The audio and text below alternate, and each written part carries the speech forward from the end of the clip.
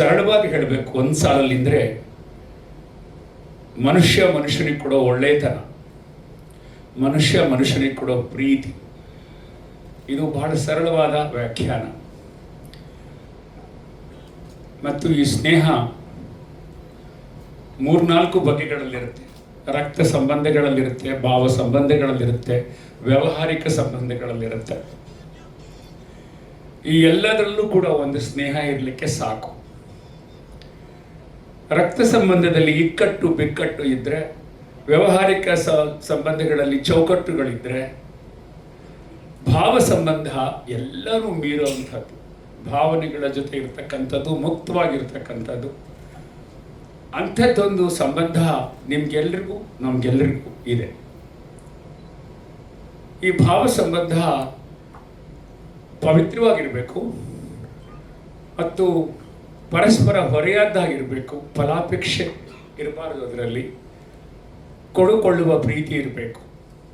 ಅದು ಗೆಳೆಯರ ಮಧ್ಯೆ ಇರ್ಬೋದು, ಗೆಳತಿಯರ ಮಧ್ಯೆ ಇರ್ಬೋದು, ಕುಟುಂಬದ ಸದಸ್ಯರ ಮಧ್ಯೆ ಇರ್ಬೋದು, ಗುರು ಶಿಷ್ಯರ ಮಧ್ಯೆ ಇರ್ಬೋದು, ಒಬ್ಬ ಬಾಸ್ ಮತ್ತು ಒಬ್ಬ ನೌಕರನ ಮಧ್ಯೆ ಇರ್ಬೋದು, ಯಾರ ಮಧ್ಯೆ ಬೇಕಾದ್ರೂ ಇರೋಕ್ಕೆ ಸಾಧ್ಯ. ದಾಂಪತ್ಯದಲ್ಲಿ ಇರಬಹುದು.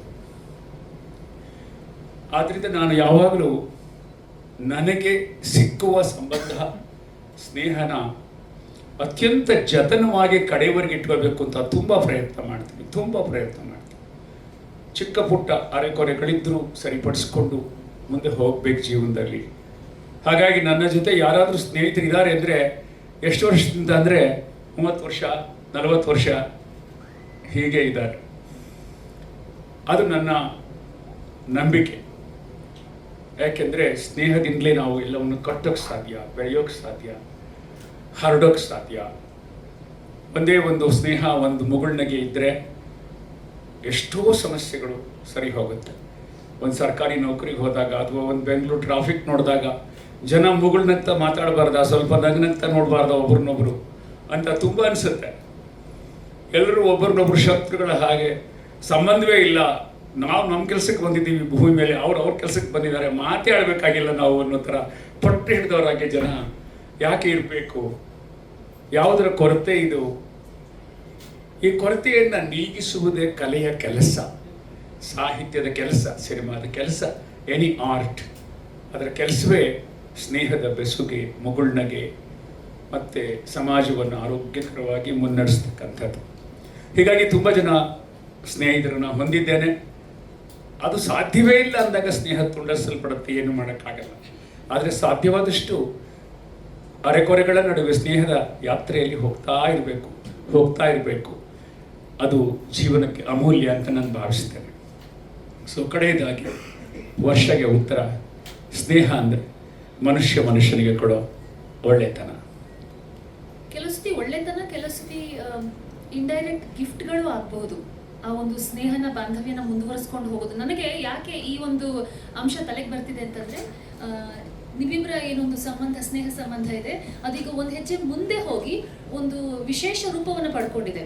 ದಟ್ ಈಸ್ ಮನೋಮೂರ್ತಿ ಮ್ಯೂಸಿಕಲ್ ಅಲ್ವಾ? ಹಾಗಾಗಿ ಈ ಪರ್ಟಿಕ್ಯುಲರ್ ಪ್ರಶ್ನೆ ನನ್ನ ತಲೆಗೆ ಬಂದಿದ್ದು ಇದನ್ನ ಮನಸ್ಸಿನಲ್ಲಿ ಇಟ್ಕೊಂಡು. ಸೊ ನಿಮ್ಮ ಒಂದು ಹೊಸ ಪ್ರಯತ್ನ ನಮ್ಮ ಕನ್ನಡಿಗರ ಮುಂದೆ ಮನೋಮೂರ್ತಿ ಮ್ಯೂಸಿಕಲ್ ಬರಲಿದೆ. ಇದನ್ನ ನಿಮ್ಮ ಫ್ರೆಂಡ್ಶಿಪ್ನ ಒಂದು ಲೆನ್ಸ್ ಇಟ್ಕೊಂಡು ನೀವು ಹೇಗೆ ನೋಡ್ತೀರಿ? ಎಲ್ಲರಿಗೂ ನಮಸ್ಕಾರ. ಫಸ್ಟ್ ಆಫ್ ಆಲ್ ನನಗೂ ಏನೋ ಇಲ್ಲಿ ಕಿರಿಕಿರಿ ಆಗಿದೆ, ವಾಯ್ಸ್ ಗೊತ್ತಾಗತ್ತಲ್ವಾ. So and especially today I very happy ಇಲ್ಲಿ ಚಂದ್ರು ಇರೋದು, ಬಿಕಾಸ್ ನಾನು ಎಷ್ಟು ಕಮ್ಮಿ ಮಾತಾಡ್ತೀನಿ ನಾವು, he can take up all my mic. I don't mind. So ನಮ್ಮ ಫ್ರೆಂಡ್ಶಿಪ್ ಮಾತ್ರ ಅಲ್ಲ, association in my chance in films ಬಂದಿದ್ದು, I am going to play a scratch tune. Okay, in ಬಣಿ ಟ್ಯೂನ್ ನಂಬರ್ 49. ಈ ನಂಬರ್ ಬಹಳ ಮುಖ್ಯವಾದ number. ಇನ್ನೊಂದ್ಸತಿ repeat ಮಾಡಿ. It's very important. Tune number 49.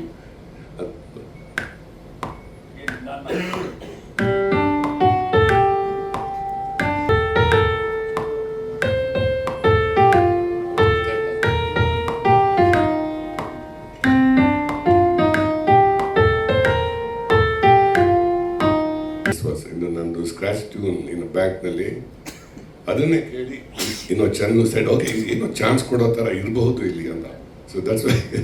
And he was making coffee ಈ ಶೋಭಾ ಅವರು ಇದ್ರು, ಅವ್ರ ಕೆಲಸಕ್ಕೆ ಹೋಗಿದ್ರು ಅಲ್ಲಿ ಸನ್ನಿ ವೇಲ್ನಲ್ಲಿ ಅನ್ಸತ್ತಲ್ಲ, ಸನ್ನಿ ವೇಲ್. ಆ್ಯಂಡ್ ನನಗೆ ಅವ್ರ ಮನೆಗೆ ಹೋಗಿ ಇಷ್ಟು 72 ಸ್ಕ್ರ್ಯಾಚ್ ಟ್ಯೂನ್ಸ್ನ ಪ್ಲೇ ಮಾಡಿದೆ.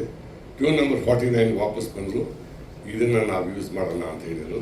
ದಟ್ಸ್ ವೆನ್ ಐ ನ್ಯೂ ನಂಗೆ ಒಂದು ಏನೋ ಚಾನ್ಸ್ ಬರೋ ಥರ ಇದೆ ಅಂತ. ಸೊ ದೆನ್ ಟ್ಯೂನ್ ನಂಬರ್ 49 ಹತ್ರ ನಾವು ಕಲಿತಾ ಹೋಗ್ತಾ ಇದ್ವಿ until this man road those beautiful words, 100 ಜನ್ಮಕ್ಕೂ. ಆಮೇಲೆ ಅದು ಐಡೆಂಟಿಟಿನೇ ಚೇಂಜ್ ಆಗಿಬಿಟ್ಟು 100 ಜನ್ಮಕ್ಕೂ ಅಂತ. ಸೊ ಅಲ್ಲಿಂದ ಶುರುವಾಗಿ ಥ್ರೂ 7 ಮೂವೀಸ್ ಇವಾಗ ಇಲ್ಲಿಗೆ ಬಂದಿದೆ, Manomurthy musical. And hopefully it will also be as good to everybody, to all the listeners. ಬಹಳಷ್ಟು ಜನ ಲಿರಿಕ್ಸು ಅಲ್ಲಿ ಬರ್ದೆ ಇಲ್ಲಿ ಬರ್ದೆ ಅಂತೆಲ್ಲ ಹೇಳ್ತಾರೆ. ಈ 100 ಜನ್ಮಕ್ಕದ್ದು ಲಿರಿಕ್ಸು ಆಕಾಶದಲ್ಲಿ ಬರ್ಕೊಂಡಂತಹ ಅಥವಾ ಬರೆಸ್ಕೊಂಡಂತಹ ನೀವು ಬರೆದಂತಹ ಲಿರಿಕ್ಸ್. ಹೇಗೆ ಅಷ್ಟು ಬೇಗ ನೀವು ಸ್ಯಾನ್ ಫ್ರಾನ್ಸಿಸ್ಕೋಯಿಂದ ಸಿಂಗಾಪುರ್ ಆ ಕಥೆ, ಆ ಡಿಸ್ಟೆನ್ಸು, ಆ ಗಗನ ಸಖಿಯನ್ನು ನೋಡಿ ಬಂದಿದ್ದ ಅಥವಾ ಶೋಭಾ ಮ್ಯಾಮ್ ಇಲ್ಲೇ ಹೇಗೆ, ಏನು ನಿಮಗೆ ಸ್ಫೂರ್ತಿ ಆಯಿತು ಇದೇ ಒಂದು ಲಿರಿಕ್ಸ್ನ ಇವತ್ತಿನ ತನಕ ನಮ್ಮ ಮನಸ್ಸಲ್ಲಿ ಹಸಿರಾಗಿರುವಂತಹ ಲಿರಿಕ್ಸ್ ಇದು? ಇದ್ರ ಹಿಂದಿನ ಒಂದು ಸ್ಫೂರ್ತಿ, ಇದರ ಹಿಂದಿನ ಕಥೆ ಏನು? ಆಕಾಶದಲ್ಲಿ ಬರೆದದ್ದು ಆಕಸ್ಮಿಕ. ಅದನ್ನು ನಮ್ಮೂರ ಬೆಟ್ಟದ ಮೇಲೂ ಬರಿಬೋದಾಗಿತ್ತು, ಅದೇನು ದೊಡ್ಡ ವಿಷಯ ಅಲ್ಲ. ಅದೇನಾಯ್ತಂದರೆ ನನ್ನ ಪತ್ನಿ ಶೋಭಾ ಅಲ್ಲಿ ಕೆಲಸದಲ್ಲಿದ್ದರು. ಸರ್ ಹೇಳಿದಾಗೆ ಸ್ಯಾನ್ ಹುಸೇನ್ ಅಂತ ಒಂದು ಬಡಾವಣೆ, ಇವ್ರ ಮನೆ ಫ್ರೀಮಾಂಟ್ ಅಂತ. ತಾತ್ಕಾಲಿಕವಾಗಿ ಒಂದು ಪ್ರಾಜೆಕ್ಟ್ ಮೇಲೆ ಹೋಗಿದ್ರು. ನಾನು I was shuttling between India and US. ನಾನು ಮರುದಿನ ಇಂಡಿಯಾಗೆ ಬರಬೇಕಾಗಿತ್ತು. ಬರೋಕ್ಕೆ ಮುಂಚೆ ಈ ಟ್ಯೂನು ಕೊಟ್ಟರು. ಅದು ನನಗೆ ಇಷ್ಟ ಆಯಿತು ಟ್ಯೂನ್. ನಿಜ ಹೇಳಬೇಕಂದ್ರೆ ಮನೋಮೂರ್ತಿಯವರು ಬೇರೆ ಟ್ಯೂನ್ಗಳನ್ನು ಮನಸ್ಸಲ್ಲಿ ಇಟ್ಕೊಂಡಿದ್ರು. ಅದನ್ನು ನೋಡಿ ಚಂದ್ರು ಸ್ವಲ್ಪ ಚೆನ್ನಾಗಿದೆ, ಇಲ್ಲ ಇದಿರಲಿ ಅಂತ ನಾನು ಅಂದೆ. ಅಂದರೆ ಇದರೊಳಗಡೆ ಯಾವುದೋ ಒಂದು ಯಾತನೆ, ಪ್ರೇಮದ ನಿವೇದನೆ ಇದೆ ಅನ್ನೋದು ಬರಹಗಾರನಾಗಿ ನನಗೆ, ನಾಟ್ ದಟ್ ಅವ್ರಿಗಿಂತ ನಾನು ಗ್ರೇಟ್ ಅಂತ ಅಲ್ಲ, ಬರೆಯುವ ಕೈಗೆ ಈ ಟ್ಯೂನಲ್ಲಿ ಏನೋ ಒಂದು ಜೀವ ಇದೆ ಅನ್ನಿಸ್ತು. ಸೊ ನೆಕ್ಸ್ಟ್ ಡೇ ಹೊರಡಬೇಕಾಗಿತ್ತು. ನಾನು ಇಲ್ಲಿ ಬಂದು ಬೇರೆ ಸಿದ್ಧತೆ ಮಾಡಲಿಕ್ಕಿತ್ತು. ಆಮೇಲೆ ಈ ಥರ ತುಂಬ ಜನ ಸಂಗೀತ ನಿರ್ದೇಶಕರು, ನಟರು, ಛಾಯಾಗ್ರಾಹಕರು, ನಿರ್ದೇಶಕರ ಹತ್ರ ಅವಕಾಶ ಕೇಳೋದು ಇರುತ್ತೆ. ಅದು ಯಾರು ದೊಡ್ಡ ವಿಷಯವೆಲ್ಲ ಕಾಮನ್ ಇದೆ ಇಂಡಸ್ಟ್ರಿ, ಟ್ರೇಡಲ್ಲಿ ಇರ್ತಕ್ಕಂಥದ್ದು. ಆದರೆ ನನಗೆ ಏನು ಬಹಳ ಇಷ್ಟವಾಯಿತು ಅಂತ 2 ಅಂಶಗಳು ಮನೋಮೂರ್ತಿಯವ್ರ ಬಗ್ಗೆ ಹೇಳಬೇಕು. ಇಲ್ಲಿ ಅನೇಕ ಕಿರಿಯರಿದ್ದೀರಿ, ಸಿನಿಮಾದಲ್ಲಿ ಕೆಲಸ ಮಾಡುವಂಥ ಉತ್ಸಾಹಿಗಳು, ಇದನ್ನು ಕೇಳಿಸ್ಕೊಳ್ಬೇಕು. ಏನಂದರೆ, ನೀವು ಯಾವುದಾದ್ರೂ ಒಂದು ಪ್ರಾಜೆಕ್ಟನ್ನು ಒಪ್ಪಿಕೊಂಡಾಗ ಅದನ್ನು ತುಂಬ ಆಳವಾಗಿ ಪ್ಯಾಷನೇಟ್ ಆಗಿ ಮಾಡಬೇಕು. ನಂಬರ್ 1. 2 ಸಕಾಲಕ್ಕೆ ಮಾಡಬೇಕು. ತುಂಬ ಮುಖ್ಯವಾದ ಟೈಮ್ ಸೆನ್ಸ್ ಮತ್ತು ಕ್ವಾಲಿಟಿ ಡೆಲಿವರಿ ಮಾಡೋದು ತುಂಬ ಮುಖ್ಯವಾದ. ನಾನು ಅತ್ಯುನ್ನತವಾದ ಕ್ವಾಲಿಟಿ ಕೊಡ್ತೀನಿ, ಒಂದು 10 ವರ್ಷ ಕಾಯಿರಿ ಅಂದರೆ ಯಾರೂ ನಿಮಗೋಸ್ಕರ ಕಾಯಲ್ಲ. ಅದು ಬಹಳ ತಪ್ಪಾಗುತ್ತೆ. ಇನ್ನೊಂದು, ತಕ್ಷಣಕ್ಕೆ ಕೊಡ್ತೀನಿ ಆದರೆ ತುಂಬ ಮೀಡಿಯೋಕರ್, ಅದು ಏನೋ ಒಂದಷ್ಟು ಕೊಟ್ಬಿಡ್ತೀನಿ ಟ್ರ್ಯಾಶ್ನ, ಅಂದರೆ ಅದನ್ನು ಕೂಡ ಯಾರೂ ಇವತ್ತು ಒಪ್ಕೊಳ್ಳಲ್ಲ. ಈ ದೃಷ್ಟಿಯಿಂದ ಆ 2 ಪಾಯಿಂಟ್ಸು ಮನೋಮೂರ್ತಿಯವ್ರ ಬಗ್ಗೆ ನನಗೆ ತುಂಬ ಮುಖ್ಯವಾದಂಥ ಪಾಯಿಂಟ್ಸ್ಗಳು. ಆ ಮನುಷ್ಯ ಬೆಳಗ್ಗೆ 5 ಗಂಟೆಗೆ ಎದ್ದು ಸ್ಯಾನ್ ಫ್ರಾನ್ಸಿಸ್ಕೋಗೆ ಹೋಗಿ ಮ್ಯೂಸಿಕ್ ಪ್ರಾಕ್ಟೀಸ್ ಮಾಡಿಕೊಂಡು, ಮ್ಯೂಸಿಕ್ ಶಾಲೆಯಲ್ಲಿ ಕಲ್ತ್ಕೊಂಡು, ಅಲ್ಲಿಂದ ಬಂದು ಅವರು ಒಂದು ಕಂಪನಿಯಲ್ಲಿ ಕೆಲಸ ಮಾಡ್ತಿದ್ರು, ಅದ್ರ ಜೊತೆಗೆ ಮ್ಯೂಸಿಕ್ ಪರ್ಸ್ಯೂ ಮಾಡ್ತಾಯಿದ್ರು. ಕ್ಯಾಲಿಫೋರ್ನಿಯಾ ಕನ್ನಡ ಸಂಘಕ್ಕೆ ಅನೇಕ ಭಾವಗೀತೆಗಳು, ಕನ್ನಡ ಭಾವಗೀತೆಗಳನ್ನು ಕಂಪೋಸ್ ಮಾಡ್ತಿದ್ರು. ಸ್ಥಳೀಯ ಗಾಯಕಿಯರನ್ನು ಎನ್ಕರೇಜ್ ಮಾಡ್ತಾಯಿದ್ರು. ಅವ್ರ ಮನೆಗೆ ಹೋಗಿ ನೋಡಿದೆ, ಅವ್ರ ಸ್ಟುಡಿಯೋ ನೋಡಿದೆ, ಅವ್ರ ಕಮಿಟ್ಮೆಂಟ್ ನೋಡಿದೆ. ಅದು ನನಗೆ ಬಹಳ ಇಷ್ಟವಾಯಿತು. ಯಾವುದೇ ಒಂದು ಕೆಲಸವನ್ನು, ನನಗೆ ಗೊತ್ತಿತ್ತು ನಾನು ಇರೋ ಟೈಮ್ ಕಡಿಮೆ ಇದೆ, ನಾನು ಇಂಡಿಯಾಗೆ ಬರಬೇಕು ಅಂತ. ನಾನು 10 ಟ್ಯೂನ್ ಬೇಕು ಅಂತ ಹೇಳಿದರೆ ಅವರು 50 ಟ್ಯೂನ್ಗಳ ಬ್ಯಾಂಕ್ಗಳನ್ನ ತಂದು ಕೊಡ್ತಾಯಿದ್ರು. ಇದು ಒಂದು ಡೆಡಿಕೇಶನ್, ಬಹಳ ಮುಖ್ಯವಾದದ್ದು ನಾನು ಹೇಳಬೇಕಾದ್ದು. ಆಮೇಲೆ ಅವರು ನನ್ನ ಹತ್ರ ಬಂದು ಅವಕಾಶ ಕೇಳ್ತಿದ್ದಾರೆ ಅನ್ನುವಂತಹ ದರ್ಪ ನನಗೂ ಇರಬಾರ್ದು. ಹಾಗಂತ ಅವರು ಅನಗತ್ಯವಾಗಿ ನನಗೆ ಸೈಕೋಪ್ಯಾಂಟ್ ಆಗಿರಬೇಕು, ಏನೋ ಏನೋ ಏನೋ ಮಾಡಿ ನನ್ನನ್ನು ಸಂಪ್ರೀತಿಗೊಳಿಸಬೇಕು ಅನ್ನುವಂಥದ್ದು ಇರಬಾರದು. ಇದೆರಡೂ ನಮ್ಮ ಮಧ್ಯೆ ಇರಲಿಲ್ಲ. ಇದು ತುಂಬ ಮುಖ್ಯವಾದ ಮಾತು ಹೇಳೋದು. ಆ 48 ಟ್ಯೂನು ತಂದಾಗ ನಾನು ಏನೋ ಟೀ ಮಾಡ್ತಾ ಕೂತಿದ್ದೆ, ಅವರು ಒಂದೊಂದಾಗಿ ಪ್ಲೇ ಮಾಡ್ತಾ ಇದ್ರು. ಇಲ್ಲಿ ಮುಂದೆ ಮುಂದೆ ಅಂತಿದ್ದೆ, ಅವ್ರಿಗೆ ಟೆನ್ಷನ್ ಆಗ್ತಿತ್ತು ಯಾಕೆ ಎಲ್ಲ ಟ್ಯೂನು ಮುಂದಕ್ಕೆ ಹೋಗ್ತಾ ಇದೆ. ಕಂಟಿನ್ಯೂಸ್ ಹೋಗ್ತಾನೆ ಇದೆ, ಇನ್ನು ಕ್ವಯಟ್ ಆಗಿದ್ದಾರೆ. ಆಮೇಲೆ ಈ ಟ್ಯೂನ್ ಬಂದಾಗ ಹೇಳಿದ್ರು ಇನ್ನೊಂದ್ಸಲಿ ಪ್ಲೇ ಮಾಡಿ ಅಂತ. ಅಲ್ಲಿ ಸ್ಟಾಪ್ ಮಾಡಿದ್ವಿ. ಬಹುಶಃ ಮುಂದೆ ಮನೋಮೂರ್ತಿಯವರು ಮ್ಯೂಸಿಕ್ ಟ್ಯೂನ್ ನಂಬರ್ 48 ಅಂತ ಒಂದು ಕಾದಂಬರಿ ಬರೀಬಹುದು. 49 ಟ್ಯೂನ್ ನಂಬರ್ 49 ಅಂತ ಒಂದು ನಾವೆಲ್ ಅಥವಾ ಒಂದು ಪುಸ್ತಕ ಬರೀಬಹುದು. ಅದು ತಗೊಂಡು ಹೊರಟಾಗ ಅದು ಎಷ್ಟು ಚೆನ್ನಾಗಿ ನನಗೆ ಈ ಚಿತ್ರದಲ್ಲಿ ಅಗತ್ಯ ಇತ್ತು ಸೂರ್ಯನ ಭಾವುಕತೆಗೆ, ಪ್ರೇಮ ನಿವೇದನೆಗೆ. ಅಂದರೆ ಆಗ ಬೆಂಗಳೂರಿಗೆ ಸಿಂಗಪೂರ್ ಏರ್ಲೈನ್ಸ್ ಇರಲಿಲ್ಲ ಡೈರೆಕ್ಟಾಗಿ, ಚೆನ್ನೈ ಬರಬೇಕಾಗಿತ್ತು. ಸಿಂಗಪೂರಿಂದ ನಾನು ಸ್ಯಾನ್ ಫ್ರಾನ್ಸಿಸ್ಕೋಯಿಂದ ಹೊರಟಾಗ ಸರಿಯಾದ ಮಠ ಮಧ್ಯಾಹ್ನ ಹಗಲು ಮೋಡಗಳು, ಬ್ಯೂಟಿಫುಲ್ ಸನ್ರೈಸು ನೋಡ್ತಕ್ಕಂಥ ಸನ್ಸೆಟ್ ಎಲ್ಲ ಸಿಕ್ಕುವಂಥ ಒಂದು ಲಾಂಗ್ ಫ್ಲೈಟ್. ಆಗ ಆ ಮೋಡಗಳು ಮತ್ತು ಆ ಸಂದರ್ಭಗಳು, ನಾನು ಯಾವಾಗಲೂ ಕಿಟಕಿ ಪಕ್ಕದ ಪ್ರಯಾಣಿಕ, ಯಾವಾಗಲೂ ಹೊರಗೆ ನೋಡ್ತಾ ಇರೋದು, ಕಾಣದೇ ಇರಲಿ ಏನಾದ್ರು ಹುಡುಕ್ತಾ ಇರ್ತೀನಿ. ಅಲ್ಲಿ ನನಗೆ ಆ ಹಾಡಿಗೆ 100 ಜನ್ಮಕ್ಕೂ 106 ಜನ್ಮಕ್ಕೂ ಅನ್ನುವಂಥ ಪದಗಳ ಲಹರಿ ಹೊಳಿತಾ ಹೋಯಿತು. ನಾನು ಮೂಲತಃ ನಿನಗೆ ಗೊತ್ತಲ್ಲಮ್ಮ, ಗದ್ಯ, I am prose writer, I love short stories. ಆದರೆ ಅಪರೂಪಕ್ಕೆ ನನ್ನಲ್ಲಿ ಕವಿ ಹುಡ್ತಾನೆ, ಮತ್ತು ನನ್ನ ಗದ್ಯದಲ್ಲಿ ಪದ್ಯ ಇದೆ ಅಂತ ಹೇಳ್ತಾರೆ. ಅಂದರೆ ಪೊಯಿಟಿಕ್ ಆಗಿ ಪ್ರೋಸ್ ಬರೀತೇನೆ ಅಂತ. ಸತ್ಯ ಅದು. ಬಹುಶಃ ಆ ಶಕ್ತಿ ನನಗೆ ಆಗ ಬಳಕೆ ಆಯಿತು. ಅದು ಬಂದು ಸಿಂಗಪೂರ್ ಏರ್ಲೈನ್ಸ್ನ ಚಾಂಗಿ ಏರ್ಪೋರ್ಟಲ್ಲಿ ವಿಮಾನದ ಚಕ್ರಗಳು ಗಡಗಡ ಗಡಗಡ ಅನ್ನುವಾಗ ಕರೆಕ್ಟಾಗಿ ಹಾಡು ಮುಗಿತು. ಅಷ್ಟೊಂದು ಕಳೆದು ಹೋಗಿದ್ದೆ ಹಾಡಿನಲ್ಲಿ. ಬಂದ ಕೂಡಲೇ ಹೇಳಿದೆ, ಒಳ್ಳೆ ಟ್ಯೂನು, ಒಳ್ಳೆ ಹಾಡಾಗುತ್ತೆ ಸರ್, ಇದನ್ನು ಮಾಡೋಣ ಅಂತೇಳಿ. ಆಮೇಲೆ ಇಂಡಿಯಾಕ್ಕೆ ಬಂದು ಅವರು ಇಲ್ಲಿ ಒಂದು ಪುಟಾಣಿ ಸ್ಟುಡಿಯೋ, ಎಲ್ಲ ಹೊಸ ತಂತ್ರಜ್ಞರು, ರಾಜೇಶ್ ಕೃಷ್ಣನ್ ಕೂಡ ಆಗಿನ್ನೂ ಹೊಸಬ, ಅದಿಟ್ಕೊಂಡು ಹಿ ಕಂಡಕ್ಟೆಡ್ ದ ಶೋ. ಎಲ್ಲ ಅದ್ಭುತವಾಗಿ ಆ ಹಾಡು ರೂಪುಗೊಳ್ತು. ಅದು ಅವ್ರಿಗೂ ಸಲ್ಲಬೇಕಾದ್ರೆ ಯಶಸ್ಸು, ಆ ಸಾಹಿತ್ಯ ಕೊಟ್ಟ ನನಗೂ ಸಲ್ಲಬೇಕು, ಹಾಡಿದ ರಾಜೇಶ್ ಕೃಷ್ಣನಿಗೆ ಸಲ್ಲಬೇಕು. ಅಲ್ಲಿ ವಿಶೇಷವಾಗಿ ಅದನ್ನು ಆರ್ಕೆಸ್ಟ್ರಾ ಮಾಡಿದಾರಲ್ಲ, ಆ ಎಲ್ಲ ಗೆಳೆಯರಿಗೂ ಸಲ್ಲಬೇಕು.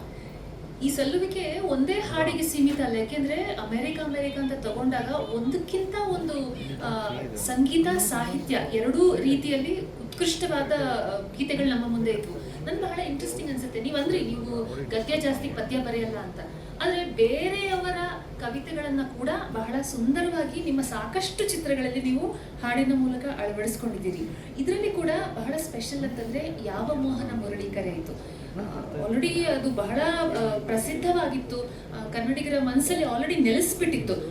ಆದರೂ ಅದಕ್ಕೊಂದು ಹೊಸ ಟ್ಯೂನ್ ಬೇಕು ಅಂತ ಹೇಳಿ ಅಡಿಗರ ಆ ಒಂದು ಸಾಲುಗಳನ್ನು ನೀವು ಬಳಸ್ಕೊಂಡ್ರಲ್ಲ, ಅದರ ಹಿಂದಿನ ಒಂದು ಕಾರಣ ಏನಕ್ಕೆ ಅದೇ ಒಂದು ಪರ್ಟಿಕ್ಯುಲರ್ ಹಾಡನ್ನ ನೀವು ಆರಿಸ್ಕೊಂಡ್ರಿ ಈ ಅಮೆರಿಕ ಚಿತ್ರ? ಯಾವ ಮೋಹನ ಮುರಳಿ ಕರೆಯಿತು ದೂರ ತೀರಕ್ಕೆ ನಾನು, ಇದು ನನಗೆ 100 ಜನ್ಮಕ್ಕೂ ಅಷ್ಟೇ ಬಹಳ ಹೃದಯಸ್ಥವಾದ ಪ್ರೀತಿಯ ಹಾಡು. ಕಾರಣ ಏನಂದರೆ, ಕನ್ನಡದ ನವ್ಯ ಕಾವ್ಯ ಪಂಥದಲ್ಲಿ ಗೋಪಾಲಕೃಷ್ಣ ಅಡಿಗರು ತುಂಬ ದೊಡ್ಡ ಹೆಸರು. ನಾನು ಅದನ್ನು MA ವಿದ್ಯಾರ್ಥಿಯಾಗಿದ್ದ ನನಗೆ ಪಠ್ಯವಾಗಿತ್ತು. ನಾನು ಪ್ರಾಕ್ಟಿಕಲ್ ಕ್ರಿಟಿಸಿಸಮ್ ಅಂತ ತಗೊಂಡಿದ್ದೆ, ಆ ಪ್ರಾಯೋಗಿಕ ವಿಮರ್ಶೆ ವಿದ್ಯಾರ್ಥಿ. ನಮಗೆ ಟೆಕ್ಸ್ಟ್ ಆಗಿತ್ತು.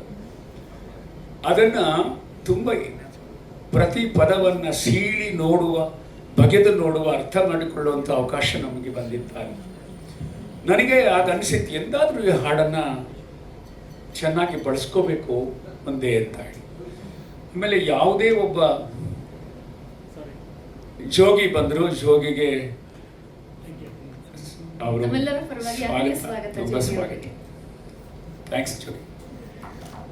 ಯಾವುದೇ ಒಬ್ಬ ನಿರ್ದೇಶಕ ನನ್ನ ಪ್ರಕಾರ ತನ್ನ ಸಿನಿಮಾಗಳಿಗೆ ನನ್ನದೇ ಕಥೆಗಳಿರಬೇಕು, ನನ್ನದೇ ಕಾದಂಬರಿ ಇರಬೇಕು, ನನ್ನದೇ ಗೀತೆಗಳಿರಬೇಕು ಅಂತ ಹಠಕ್ಕೆ ಬೀಳಬಾರ್ದು. ಯಾವುದು ಆ ಕಥೆ ಆ ಸಂದರ್ಭಕ್ಕೆ ಸೂಕ್ತ ಅದನ್ನು ಎಲ್ಲಿಂದಾದರೂ ತೆಗೆದು ಹಾಕೋಬೇಕು. ಯಾವ ಹಿರಿಯರದಾಗಿರಲಿ, ಕೀರ್ತನೆ ಆಗಿರಲಿ, ಜನಪದ ಆಗಿರಲಿ, ವಚನ ಸಾಹಿತ್ಯ ಆಗಿರಲಿ, ಸರ್ವಜ್ಞನ ತ್ರಿಪದಿ ಆಗಿರಲಿ, ಭಾವಗೀತೆ ಆಗಿರಲಿ ತಗೋಬೇಕು. ಅದು ನಾನು ಆ ಥರದ ಒಂದು ಮುಕ್ತ ಮಾರ್ಗವನ್ನು ಆರಂಭದಿಂದ ನಾನು ಇಟ್ಕೊಂಡಿದ್ದವನು.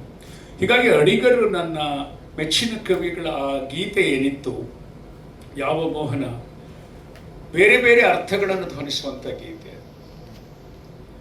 ಅದನ್ನ ಒಂದು ರೀತಿ ಗೋಪಾಲಕೃಷ್ಣ ಅಡಿಗರು ಮುಂದೆ ನಾಗತೇಳಿ ಚಂದ್ರಶೇಖರ ಅಂತ ಒಬ್ಬ ಬಂದು ಸಿನಿಮಾ ಮಾಡ್ತಾನೆ, ಅವನಿಗೆ ಬೇಕಾಗಬಹುದು ಅಂತ ಬರೆದಿಟ್ಟು ಹೋದ್ರೇನೋ ಅನ್ನೋ ಹಾಗೆ ಅನ್ಸುತ್ತೆ ಅದರ ಪದಗಳನ್ನ ಓದಿದಾಗ. ಹೌದು, ಆದರೆ ಅದಾಗಲೇ ಭಾವಗೀತೆಯಾಗಿ ತುಂಬ ಯಶಸ್ವಿ ಆಗಿತ್ತು. ಮೈಸೂರು ಅನಂತ ಸ್ವಾಮಿ ಮಾಡಿದ್ರು, ರತ್ನಮಾಲಾ ಹಾಡಿದ್ರು. ಅದ್ಯಾವುದನ್ನು ಕೇಳದೆ, ಆ ಒಂದು ಕಂಪೋಸಿಷನ್ಗೆ ಕಿವಿಗೊಡದೆ ಸಂಪೂರ್ಣ ಭಿನ್ನವಾಗಿ ಮನೋಮೂರ್ತಿಯವರು ಮಾಡಬೇಕು ಅಂತ ನನ್ನ ಅಪೇಕ್ಷೆ ಪಟ್ಟಿತ್ತು. ಇವತ್ತು 100 ಜನ್ಮಕ್ಕೂ ಎಷ್ಟು ಜನಪ್ರಿಯವೋ ಯಾವ ಮೋಹನ ಮುರಳಿ ಕೂಡ ಅಷ್ಟೇ ಜನಪ್ರಿಯ. ಇದು ಏನನ್ನೇ ಹೇಳುತ್ತೆ ವರ್ಷ ಅಂದರೆ, 100 ಜನ್ಮಕ್ಕೂ ಟ್ಯೂನಿಗೆ ಬರದ ಹಾಡು, ಯಾವ ಮೋಹನ ಮುರಳಿ ಸಾಹಿತ್ಯಕ್ಕೆ ಬರದ ಟ್ಯೂನ್, ಖಂಡಿತ ರೇರ್ ಕಾಂಬಿನೇಷನ್ ಆಫ್ ಬೋತ್ ಅಲ್ವಾ? ಅದು ಕೂಡಿ ಬಂದದ್ದು. ಅದರ ಕಂಪೋಸಿಷನ್ ಬಗ್ಗೆ ಮನೋ ಅವರು ಹೌದು, ಯಾಕಂದ್ರೆ it must be challenging. Already ಅವ್ರು ಹೇಳಿದ ಹಾಗೆ ಬಹಳ ಪಾಪ್ಯುಲರ್ ಆಗಿತ್ತು. ಐ ಮೀನ್ ಬಿಗ್ಗೆಸ್ಟ್ ಚಾಲೆಂಜ್ ಇಲ್ಲಿವರೆಗೂ ನನಗೆ ಯಾವ ಸಾಂಗ್ ಅಂತ ಯಾರು ಕೇಳಿದ್ರೆ ಐ ವಿಲ್ ಟೆಲ್ ದೆಮ್ ಇದು ಯಾವ ಮೋಹನ ಮುರಳಿ. ಯಾಕೆಂದರೆ ಇವಾಗೆಲ್ಲ ಹೇಳಿದ್ರಲ್ಲ ಈ ಮಾತು, ಅದೆಲ್ಲ ನನಗೆ ಹೇಳಿದ್ರು. ಅದು ಇನ್ನೂ ಟೆನ್ಷನ್ ನನಗೆ. It's already such A famous competition. ಒಂದು ಕೆಸೆಟ್ ಟೇಪ್ ಕೊಟ್ಟರು, ಅದರಲ್ಲಿದೆ ಒರಿಜಿನಲ್ ಸಾಂಗು ಮೈಸೂರು ಅನ್ನೋ ಸಾಂಗ್ ಕಂಪೋಸ್ ಮಾಡಿದ್ದು ಅಂತ. But I decided not to listen to it. ಆಮೇಲೆ ಇದನ್ನು ನಾನು I had to try 5 times in 5th tune. But Chandru was very impatient. He said ಇನ್ನೂ time ಇದೆ, ಇನ್ನೊಂದು ಮಾಡಿ, ಇನ್ನೊಂದು ಟ್ರೈ ಮಾಡಿ, ಇನ್ನೊಂದು ಟ್ರೈ ಮಾಡಿ, ಇನ್ನೊಂದು ಟ್ರೈ ಮಾಡಿ. On the 5th one he liked it. And that's when we laughed. ಆಮೇಲೆ ನಾನು ಆ ಸಾಂಗ್ ಫಿನಿಶ್ ಮಾಡಿದೆ. ಆ್ಯಂಡ್ ಚರಣಾಗ್ಲು I tried to make every charna different because lyrics also was so nice. ಅದಕ್ಕೆ ಫಿಟ್ ಆಗುತ್ತಾರೆ. But this has been the most challenging song for me. Sure, I'm sure. ಅಮೆರಿಕಾದಲ್ಲಿ ಮತ್ತೊಂದು ಬಹುಶಃ ನನಗೆ ರೆಲೆವೆಂಟ್ ಹಾಡು ಅಂತ ಅನ್ಸೋದು ಹೇಗಿದೆ ನಮ್ಮ ದೇಶ. ಅದು ಅಷ್ಟೇ, ನೀವೇನು ನಾಸ್ಟ್ರಾಡಮಸ್ ಥರ ಫ್ಯೂಚರಲ್ಲಿ ಹೀಗಿರುತ್ತೆ ಅಂತ ಅನಿಸಿ ಅದರಲ್ಲಿರೋ ಕೆಲವು ಸಾಲುಗಳು, ಕಾವೇರಿ ವಿವಾದ ಆಗಿರ್ಬೋದು, ಬೆಂಗಳೂರು ಟ್ರಾಫಿಕ್ ಆಗಿರ್ಬೋದು, ರೆಂಟಲ್ ಸಮಸ್ಯೆಗಳಾಗಿರ್ಬೋದು, ಆಗ 90s ಬರೆದಿದ್ದು ಇವತ್ತಿಗೂ ಅಷ್ಟೇ ಪ್ರಸ್ತುತವಾಗಿದೆ. ಅದರ ಹಿಂದಿನ ಇನ್ಸ್ಪಿರೇಷನ್ ಏನು? ಆ ಸಾಲುಗಳ ಹಿಂದಿನ ಇನ್ಸ್ಪಿರೇಷನ್? ನನ್ನ ಪ್ರವಾಸ ಕಥನಗಳು ಬಹುತೇಕ ಜೋಗಿದಾರಿಲಿ ಗೊತ್ತಿದೆ. ಪ್ರವಾಸಿ ಒಬ್ಬ ಒಂದು ನೆಲವನ್ನು ಬಿಟ್ಟು ಇನ್ನೊಂದು ನೆಲಕ್ಕೆ ಹೋದಾಗ ಅವನಿಗೆ ತಕ್ಷಣ ಬರೋದು ಹೋಲಿಕೆ. ತುಂಬ ಕಾಮನ್ ಆದಂಥ ಎಲಿಮೆಂಟ್ ಅದು. ಅವ್ರವ್ರ ಲೆವೆಲ್ಗೆ ಹೋಲಿಸ್ಕೊಳ್ತಾರೆ. ನಮ್ಮೂರು ಸೂರ್ಯೋದಯ ಬೇರೆ, ಇದೇ ಬೇರೆ ಇದೆಯಲ್ಲ ಅನ್ನಿಸ್ಬೋದು. ನಮ್ಮೂರು ಗಾಳಿ ಬೇರೆ, ಇದೇ ಗಾಳಿ ಬೇರೆ ಅಲ್ಲ ಅನ್ನಿಸ್ಬೋದು. ಈ ನೀರಿನ ರುಚಿ ಬೇರೆ, ಆ ನೀರಿನ ರುಚಿ ಬೇರೆ ಅನ್ಬೋದು. ಒಬ್ಬ ವರ್ತಕ ಮನಸ್ಸಿನ ವ್ಯಾಪಾರಿಗೆ ನಮ್ಮ ಕರೆನ್ಸಿ ಸ್ವಲ್ಪ ವೀಕ್ ಆಯ್ತಲ್ಲ ಅನ್ಬಹುದು. ಪ್ರತಿ ಮನುಷ್ಯ ಒಂದು ಉಪಮೇಯ ಜೊತೆಗೆ ಬದುಕ್ತಾನೆ, ಹೋಲಿಕೆ ಜೊತೆ ಬದುಕ್ತಾನೆ. ಅದು ಹಂಗಿದೆ, ಇದು ಹಿಂಗಿದೆ, ಇದು ಹಂಗಿದೆ, ಹಿಂಗಿದೆ. ಇದರಿಂದ ಯಾರೂ ತಪ್ಪಿಸ್ಕೊಳ್ಳಾರು. ಬಹುಶಃ ಹೋಲಿಕೆಗಳೇ ಡಾಮಿನೇಟ್ ಆಗತ್ತೆ. ಅಲ್ಲಿ ಹೋಗಿ ಹೇಳಿದ ತಕ್ಷಣ ನಮ್ಮೂರು ಏರ್ಪೋರ್ಟ್ ಹಿಂಗಿದೆ, ನಮ್ಮೂರು ರಸ್ತೆ ಯಾಕೆ ಹಿಂಗಿಲ್ಲ ಬಂದ್ಬಿಡತ್ತೆ ಅದು. ಇದನ್ನಿಟ್ಕೊಂಡು ನನ್ನ ಎಲ್ಲ ಪ್ರವಾಸಿ ಬರವಣಿಗೆನಲ್ಲಿ ಇದು ಅಲ್ಲಲ್ಲಿ ಬರುತ್ತೆ. ಆದರೆ ಇದರಲ್ಲಿ ಏನಾಯಿತು ಅಂದರೆ, ಅಮೆರಿಕದ ಜೊತೆಗೆ ಅಮೆರಿಕಕ್ಕೆ ಹೋದಂಥ ಭಾರತೀಯರು ಭಾರತವನ್ನು ಹೋಲಿಸಿಕೊಂಡಾಗ ಹೇಗಿರುತ್ತೆ ಆ ಹಾಡು ನೋಡಿ. ಸ್ವಲ್ಪ ಪ್ರೋಸ್ ಥರನೇ ಇದೆ. ಹೇಗಿದೆ ನಮ್ಮ ದೇಶ, ಹೇಗಿದೆ ನಮ್ಮ ಭಾಷೆ, ಪ್ರಶ್ನೋತ್ತರ ಥರ ಇದೆ. 100 ಜನ್ಮಕ್ಕೆ ಥರ ಹೆಚ್ಚು ಪೊಯಿಟಿಕ್ ನೆಲೆಗೆ ಹೋಗಲ್ಲ ಅದು. ಆ ಥರ ಮಾಡುವಾಗ ಏನೇನು ಬೆಂಗಳೂರಿನ ವಿಚಾರಗಳು ಪ್ರಾತಿನಿಧಿಕವಾಗಿ ಕರ್ನಾಟಕದ ರಾಜಧಾನಿ ಆದ್ರಿಂದ ಇದೆ. ಬೆಂಗಳೂರು ಟ್ರಾಫಿಕ್ ಬಗ್ಗೆ ಆಗಬಹುದು, ಪುಷ್ಪಕ್ ಬಸ್ಸಿನ ಬಗ್ಗೆ ಇರಬಹುದು, BDA ಸೈಟಿಂಗ್ ರೇಟ್ ಇರಬಹುದು, ಇತ್ಯಾದಿಗಳನ್ನು ಹೇಳ್ತಾ ಇದ್ವಿ. ನೋಡಿದ್ರಲ್ಲಿ ಎಷ್ಟು ಅಂಶಗಳು ಈಗಲೂ ನನಗೆ 100 ಜನ ರೀಲ್ಸ್ ಮಾಡಿ ಹಾಕ್ತಾರೆ ಅಂದರೆ, ಕಾವೇರಿ ವಿವಾದ ಈಗ ಎಲ್ಲಿಗೆ ಬಂದಿದೆ, ಎಲ್ಲಿ ಶುರುವಾಯಿತು ಅದು ಅಲ್ಲೇ ನಿಂತಿದೆ. ಇವತ್ತು ಅದೇ ಜಗಳ ನಡೀತಾ ಇದೆ. ಪರಿಹಾರವೇ ಸಿಕ್ಕಿಲ್ಲ, ಸಿಗೋಕ್ಕೆ ಸಾಧ್ಯನೂ ಸ್ಥಿತಿ ನಾವಿದ್ದೀವಿ. ಈ ಥರ ಒಂದು ಚಿತ್ರಗೀತೆ ಸಿನಿಮಾದಲ್ಲೂ ಸಲ್ಲಬೇಕು, ಸಿನಿಮಾದಲ್ಲಿ ಸಲ್ಲುವಾಗಲೂ ಸಿನಿಮಾ ಆಚೆಗೂ ನಿಲ್ಲಬೇಕು. ಸಿನಿಮಾಕ್ಕೆ ಸಲ್ಲೋದು ಒಂದಿರುತ್ತೆ, ಸಿನಿಮಾ ಆಚೆಗೆ ನಿಲ್ಲೋದು ಗೆಲ್ಲೋದು ಒಂದಾಗತ್ತೆ. ಆ ಹಾಡು ಗೆಲ್ತು. ಈಗಲೂ ಅಣ್ಣವರೇ ನಂಬರ್ 1 ಸ್ಟಾರಮ್ಮ. ಅಣ್ಣವ್ರು ಇಲ್ಲ, ಬಟ್ ಈಗಲೂ ನಿಜವಾದ ನಾಯಕ ಅವರೇ. ಇವತ್ತಿಗೂ ನಮ್ಮ ನಿಜವಾದ ನಾಯಕ. ಅನೇಕ ಮೌಲ್ಯಗಳ ವಿಷಯದಲ್ಲಿ ಅವರೇ. ಅದೊಂದು ಕಾಲಾತೀತವಾದ ಕೆಲಸ ಆ ಹಾಡಿನಲ್ಲಿ ಆಯಿತು. ಅದನ್ನು ಪ್ರೋಸ್ ಥರನೇ ಕ್ವಶನ್ ಆ್ಯಂಡ್ ಆನ್ಸರ್ ಥರನೇ ಮನು ಭಾಳ ಚೆನ್ನಾಗಿ ಕಂಪೋಸ್ ಮಾಡಿದ್ರು ಅದನ್ನು. ಇದರಲ್ಲಿ ಫಸ್ಟ್ ಟ್ಯೂನ್ ಬಂದಿದ್ದ ಫಸ್ಟ್ ಇಲ್ಲ ಅವ್ರು ನನಗೆ ಈ song one of the few songs ನಾನು ಇಲ್ಲಿ ಬೆಂಗಳೂರಲ್ಲಿ ಕಂಪೋಸ್ ಮಾಡಿದ್ದು. ಅಮೆರಿಕದ ಇಲ್ಲ ಇದು ಆ್ಯಕ್ಚುಲಿ ಆಗಿದ್ದು ನಾನು ಬನಶಂಕರಿ ನಮ್ಮ ಇನ್ಲಾಸ್ ಮನೇಲಿ ಇದ್ದೆ ಆವಾಗ ಅಮೆರಿಕ ಟೈಮ್ ರೆಕಾರ್ಡಿಂಗಲ್ಲಿ. And Chandru was just living about 2 blocks away ಅಂತ ಹೇಳ್ಬೋದು. ಆವಾಗ ಹೇಳಿದ್ರು ಇದು ಒಂದು ಸಾಂಗ್ ಮಾಡಬೇಕು, ನಾನು ಓಪನಿಂಗ್ ಲೈನ್ಸ್ ನಿಮಗೆ ಕಳಿಸ್ತೀನಿ, you keep something in mind, you compose something, ಹಾಗೆ ಫಿನಿಶ್ ಮಾಡಿ ರೆಕಾರ್ಡ್ ಮಾಡಿಬಿಡೋಣ. So I got this and then next day ಹೋಗ್ತಿರೋವಾಗ I played it, I had some little thing here. ಹಾಗೇನೆ ಅವ್ರು ಸಾಂಗ್ ಫಿನಿಶ್ ಮಾಡಿದ್ರು. So ಹಾಗೇನೆ ಇದು ಆ ಥರ ಹೋಗಿದ್ದು song. It was completely different. America ಚಿತ್ರದ್ದೇ ಟೈಟಲ್ ಟ್ರ್ಯಾಕ್ ಹಾ ಹಾ ಹಾ ಅಮೇರಿಕಾ. ನನಗೆ ಮನಮೂರ್ತಿ ಸರ್ ನಿಮ್ಮನ್ನ ಕೇಳಬೇಕು, ನಿಮ್ಗೆ ಅನಿಸ್ತಾ ಎಲ್ಲೊಂದು ಕಡೆ ನೀವು ಅಲ್ಲಿ US ಅಲ್ಲೇ ಇದ್ದಿದ್ರಿಂದ ಅದರ ಒಂದು ಸೌಂಡ್ ನಾಗತಿಹಳ್ಳಿ ಸರ್ ಏನು ಎಕ್ಸ್ಪೆಕ್ಟ್ ಮಾಡ್ತಿದ್ರೋ ಅದನ್ನ ಕೊಡೋದಕ್ಕೆ probably you are more equipped than others ಅಂತ? ಹೌದು, ಡೆಫಿನೆಟ್ಲಿ ಹೆಲ್ಪ್ ಆಯಿತು. ಇನ್ನು ಯಾಕೆ ಅಂದರೆ ಚಂದ್ರು ಹೇಳಿದ್ದು ಬೇರೆ ಪ್ಲೇಸಸ್ ನಾವು ತೋರಿಸ್ತೀವಿ, ಈ ಜಾಗಗಳು actually told me San Francisco ಹೋಗ್ತೀವಿ, ಲಾಸ್ ವೇಗಸ್ ಹೋಗ್ತೀವಿ, ಆ ಥರ ಎಲ್ಲ. ಆ್ಯಂಡ್ ಸೊ BGMs ಅಂದರೆ ಮ್ಯೂಸಿಕ್ ಪೋರ್ಷನ್ಸ್ ಬರುತ್ತಲ್ಲ, ಅಲ್ಲಿ I used tunes that are representative of that area. San Francisco ಇರ್ಬೋದು, ಲಾಸ್ ವೇಗಸ್ ಇರ್ಬೋದು, ಈ ಥರ. ಸೊ ಅದು ಡೆಫಿನೆಟ್ಲಿ ಹೆಲ್ಪ್ ಆಯಿತು. ಆ್ಯಂಡ್ ಅಮೆರಿಕಾದು ದಟ್ ವಾಸ್ ಈಸಿ. ಒಂದರಲ್ಲಿ ಸರ್ ನೀವು ಅಮೆರಿಕ ದರ್ಶನನೇ ಮಾಡಿಸಿದ್ದೀರಿ ಈ ಹಾಡಿನ ಮೂಲಕ. ಶೂಟ್ ಮಾಡೋಕೆ ಎಲ್ಲ ಕಡೆ ಪರ್ಮಿಷನ್ ಸಿಕ್ಕಿತ್ತಾ? ನಮ್ಗೆ ಎಂತ ಹುಂಬ ಧೈರ್ಯ ಇತ್ತಂದ್ರೆ, ವೀಸಾ ಇಲ್ಲದೆ ಇದ್ದಾಗ ಹೋಗೋಕೆ ಪರ್ಮಿಷನ್ನೇ ಇಲ್ಲ ನನಗಿನ್ನೂ. ಹಾಡು ರೆಡಿ ಮಾಡ್ಕೊಂಡ್ಬಿಟ್ಟಿದ್ದೆ. ಇದು ಹುಚ್ಚು ಧೈರ್ಯ ಅಂತ ಹೇಳಬೇಕು. ಆಮೇಲೆ ಮನೋ ಹೇಳಿದ ಹಾಗೆ ಆ ಹಾಡಿನಲ್ಲಿ ಅಮೆರಿಕದ ಬೇರೆ ಬೇರೆ ನಗರಗಳ ದರ್ಶನ ಆಗುತ್ತೆ. ಪೂರ್ವ ಕರಾವಳಿಯ ಅನೇಕ ಊರುಗಳು ಬರುತ್ತೆ. ಮೇಲ್ಗಡೆ ಗೋಲ್ಡನ್ ಗೇಟ್ ಬ್ರಿಡ್ಜಿಂದ ಶುರುವಾಗಿ ಕ್ಯಾಲಿಫೋರ್ನಿಯಾಗೆ ಬಂದು ಅಲ್ಲಿಂದ ಲಾಸ್ ವೇಗಾಸ್, ಲಾಸ್ ಏಂಜಲ್ಸು, ಡಿಸ್ನಿಲ್ಯಾಂಡು ಎಲ್ಲ ಬರುತ್ತೆ. ಈ ಕಡೆ ಬಂದರೆ ನ್ಯೂಯಾರ್ಕ್ ಬರುತ್ತೆ, ವಾಷಿಂಗ್ಟನ್ DC ಬರುತ್ತೆ, ನಯಾಗರಾ ಫಾಲ್ಸ್ ಬರುತ್ತೆ. ಇಷ್ಟು ಕಡೆ ವೀಸಾ ಇಲ್ಲದೆ ಅಥವಾ ಆ ಜಾಗದ ಪರ್ಮಿಷನ್ ಇಲ್ಲದೆ ಹಾಡನ್ನು ಬರೆದು ರೆಕಾರ್ಡ್ ಮಾಡಿಕೊಂಡಿದ್ದೆ. ನನಗಿಂತ ಬಜೆಟ್ಟು, ನನಗಿಂತ ನಿರ್ಮಾಪಕರು, ನನಗಿಂತ ಮಿತಿ ಒಳಗಡೆ ಅಂದರೆ ನನಗಿಂತ ಒಬ್ಬ ಹುಚ್ಚ ಇನ್ನೊಬ್ಬರಕ್ಕೆ ಸಾಧ್ಯವೇ ಇಲ್ಲ. ಏನು ಆಸಿಫ್ ಎಲ್ಲ ಇದೇನೋ ಥರ ಮಾಡಿಬಿಟ್ಟೆ, ಹೇಗೋ ಆಗುತ್ತೆ ಅಂತ. ಅದು ಅಮೃತಧಾರೆಯಲ್ಲೂ ಹಾಗೆ ಆಯಿತು. ಅವ್ರು ಕಾಶಿಗೆ ಕೊಟ್ಟಿರಲಿಲ್ಲ, ಅಮಿತಾಬ್ ಇಟ್ಕೊಂಡು ಶೂಟ್ ಮಾಡಿಬಿಟ್ಟಿದ್ದೆ, ಅಂದರೆ ಫೋಟೋ ಎಲ್ಲ ಇಟ್ಕೊಂಡು. ಈ ಥರದ್ದು ಸರಿಯೋ ತಪ್ಪೋ ಗೊತ್ತಿಲ್ಲ. ಒಂದು ಆತ್ಮವಿಶ್ವಾಸ ಕೆಲವೊಮ್ಮೆ ಬೇಕಾಗತ್ತೆ. ಯಾಕೆ ಅಷ್ಟು ಕಡೆ ಮಾಡಿದ್ವಿ ಅಂದರೆ, ಆಗ ಅಮೆರಿಕ ಬಗ್ಗೆ ಎಲ್ರಿಗೂ ಬೆರಗಿತ್ತು, ತುಂಬ ಬೆರಗಿತ್ತು. ಅಮೆರಿಕ ಅಂದರೆ 30 ವರ್ಷಗಳ ಹಿಂದೆ ಅದು ಒಂದು ಇಡೀ ಭಾರತ ಅಲ್ಲಿ ಹೋಗ್ತಾ ಇತ್ತು. ಭಾಳ ಎಲ್ರಿಗೂ ಅದನ್ನು ನೋಡೋ ಉತ್ಸಾಹ ಇತ್ತು. ಇವತ್ತು ಆ ಬೆರಗಿಲ್ಲ, ಆ ಪ್ರಶ್ನೆ ಬೇರೆ. ಅವತ್ತು ಅದಕ್ಕೋಸ್ಕರ ಒಂದು ಟೈಟಲ್ ಸಾಂಗ್ ಇಡೀ ಅಮೆರಿಕ ದರ್ಶನ ಮಾಡಿಸ್ಬೇಕು ಅದು ಅನ್ನೋದು ನನ್ನ ಅಪೇಕ್ಷೆ ಆಗಿತ್ತು. ಆಮೇಲೆ ವೀಸಾ ಸಿಗಲಿಲ್ಲ, ನಿರಾಶೆ ಆಯಿತು, ಆಮೇಲೆ ಏನೋ ಆಯಿತು ಇತ್ಯಾದಿ, ಅದು ಬೇರೆ ಕಥೆ. ಕಡೆಗೆಲ್ಲ ಫಲಿಸ್ತು, ಅದು ಬಹಳ ಮುಖ್ಯ.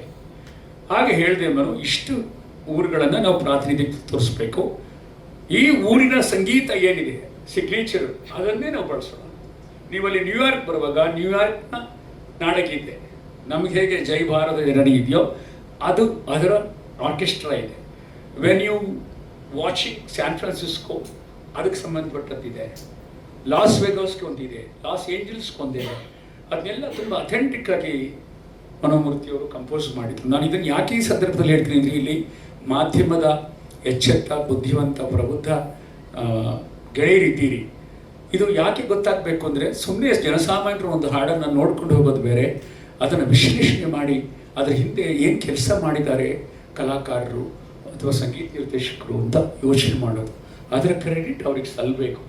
ಅದನ್ನೆಲ್ಲ ಆ ಹಾಡಿನಲ್ಲಿ ಅವರು ಸೂಕ್ತವಾಗಿ ಜೋಡಿಸಿ ಅದು ಒಂದು title song, not only title song, ಮದುವೆಯಾದ ನವದಂಪತಿಗಳನ್ನು ಅಮೆರಿಕಕ್ಕೆ ಬರಮಾಡಿಕೊಳ್ಳುವ ಸ್ವಾಗತ ಗೀತೆ ಆಗೋಯ್ತು. ಅದು ಇವತ್ತಿಗೂ ಅಮೆರಿಕಕ್ಕೆ ಹೋಗುವಂತಹ ಎಲ್ಲ ವಯಸ್ಸಾದವರು, ಹಿರಿಯರು, ದಂಪತಿಗಳು, ಮುದುಕರು, ನಿವೃತ್ತರು ಮಕ್ಕಳು ಮನೆಗೆ ಹೋಗೋರೆಲ್ಲ ಇರ್ತಾರಲ್ಲ, ಆಯಾ ಜಾಗಕ್ಕೆ ಹೋಗಿ ಫೋಟೋ ತೆಗೆಸ್ಕೊಂಡು ನನಗೆ ಕಳಿಸಿ ಫೋನ್ ಮಾಡ್ತಾರೆ, ಸರ್ ನಿಮ್ಮ ಸಿನಿಮಾದಲ್ಲಿ ಹೇಳಿದ್ರಲ್ಲ ಆ ಜಾಗಕ್ಕೆ ಬಂದಿದ್ದೀವಿ, ಈ ಗೋಲ್ಡನ್ ಗೇಟ್ ಬ್ರಿಡ್ಜ್ ಜೊತೆ ನಿಂತಿದ್ದೀವಿ, ಅದು ನೆನಪಾಗ್ತಿದೆ ಆ ಸಿನಿಮಾ ಅಂತ ಹೇಳಿ.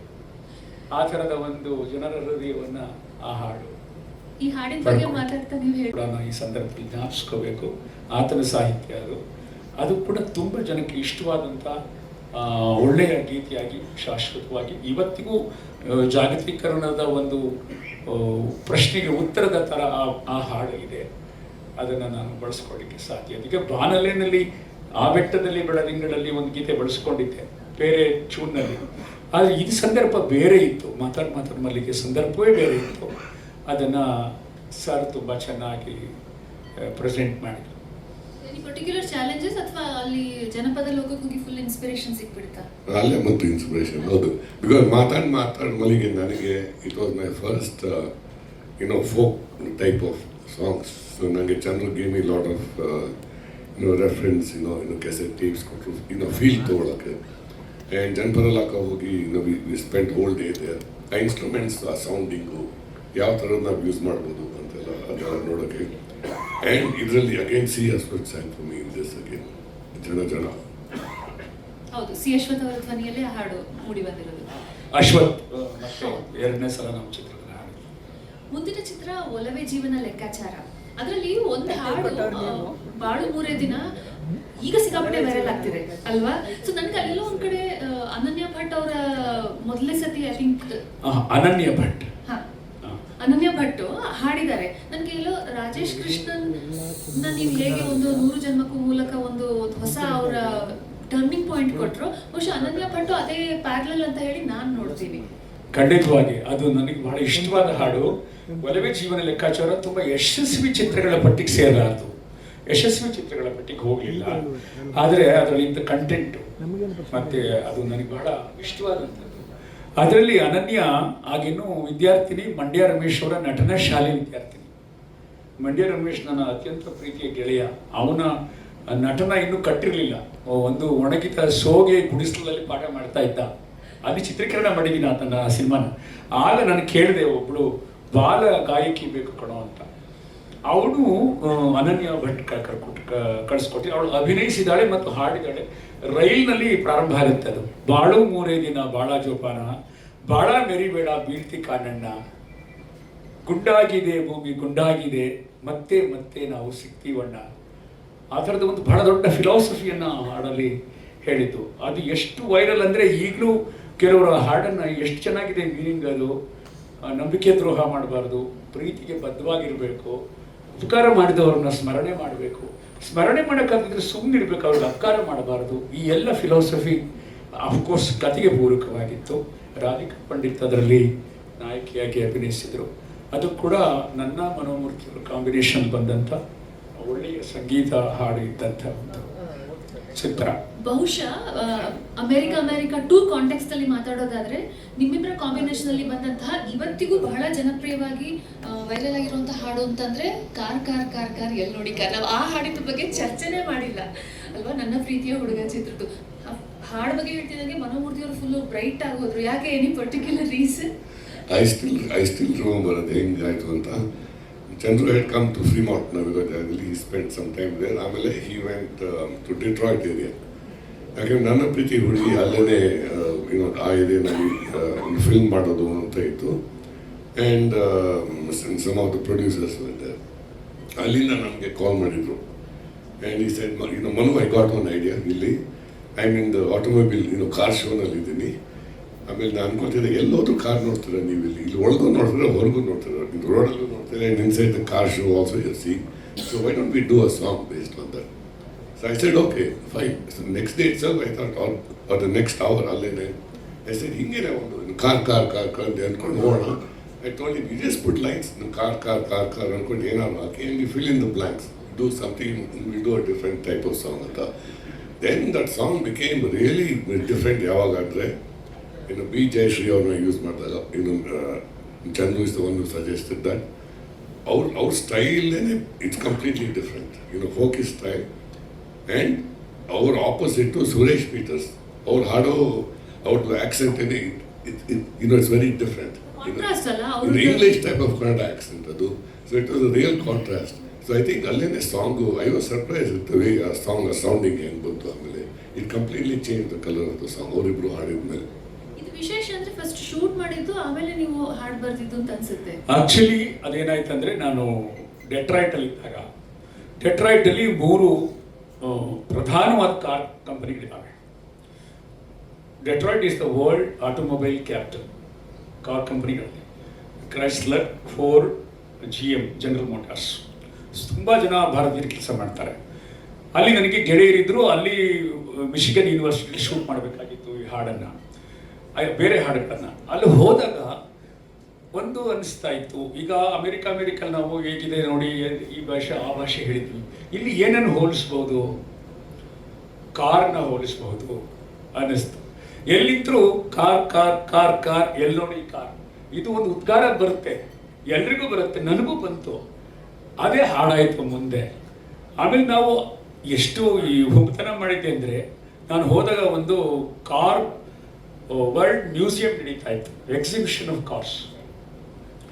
ಇನ್ನು ಹಾಡು ರೆಡಿಯಾಗಿಲ್ಲ, ಪ್ರೊಡಕ್ಷನ್ ರೆಡಿಯಾಗಿಲ್ಲ, ಕಲಾವಿದರ ಆಯ್ಕೆನೂ ಆಗಿಲ್ಲ. ಶೂಟ್ ಮಾಡ್ಕೊಳ್ದೆ ಹೋದ್ರೆ ಇನ್ನೊಂದು ವರ್ಷ ಕಾಯಬೇಕು. ಅಲ್ಲೇ ಒಂದು ಕ್ಯಾಮ್ರಾ ತಗೊಂಡು ನಾವು ಎಷ್ಟೋ ಆ ಹಾಡೋದು ತೋರಿಸಿರೋ ಕಾರ್ಗಳು ಬಹಳ ಮುಂಚೆನೇ ಶೂಟ್ ಮಾಡಿ ಇಟ್ಕೊಂಡಂತಹ ಸ್ಟಾಕ್ ಶಾಟ್ಗಳು ಅಂಥದ್ದೆಲ್ಲ ಮಾಡಬೇಕಾಗತ್ತೆ. ಆ ಥರ ಮಾಡಿ ಅನಂತರ ಅದನ್ನು ಪರಿಪೂರ್ಣಗೊಳಿಸಿ ಶೂಟ್ ಮಾಡಿ ಜಯಶ್ರೀ ಅವರ ಕಂಠ ಸಿಗಿಲ್ಲ, ಅದು ತುಂಬ ಅದ್ಭುತವಾಗಿ ಮೂಡಿ ಬಂತು. ಎಷ್ಟಂದರೆ ಎಷ್ಟೋ ಚುನಾವಣೆಗಳಲ್ಲಿ ಸಾಹಿತ್ಯ ಬದಲಾಯಿಸ್ಕೊಂಡು ಅದನ್ನು ಹಾಡನ್ನು ಬಳಸೋಕ್ಕೆ ಶುರು ಮಾಡಿದರು. ಆ ಥರದ್ದೆಲ್ಲ ಆಯಿತು. ಸೊ ಅದರಲ್ಲಿ ಕಾರ್ನಲ್ಲಿರೋ ವರ್ಡು ಚಲನೆ, ಮೂವ್. ಯಾಕೆಂದರೆ ಅಮೇರಿಕ ಅಂದರೆ ಮೂವ್, ನಿಲ್ಲೋಂಗಿಲ್ಲ, ಓಡ್ತಾ ಇರಬೇಕು. ಹಾಗೆ ಆ ಹಾಡು ಒಂದು ಓಟದೊಂದಿಗೆ, ಓಟದ ಸೂಚನೆಯೊಂದಿಗೆ ಮುಗಿದಿದೆ.